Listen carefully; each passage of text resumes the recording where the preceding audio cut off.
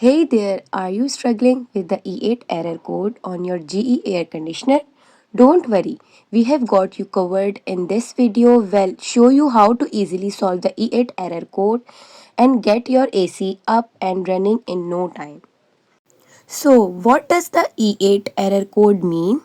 Simply put, it indicates a communication error between the indoor and outdoor units of your air conditioner. To solve the E8 error code, let's start by checking the wiring between the indoor and outdoor units. Make sure all connections are secure and not damaged. Next, let's try resetting the air conditioner. Press and hold the reset button for 3 to 5 seconds. This will restart the system and may resolve the communication error.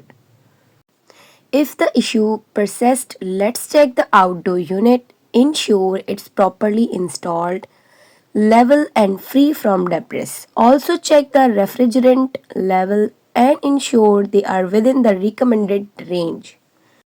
If none of the steps resolve the issue, it's time to call a professional. A certified technician can diagnose and fix any underlying issues with your air conditioner. Wait, don't forget to like, comment and subscribe to our channel for more diet tutorials and home improvement tips. Thank you.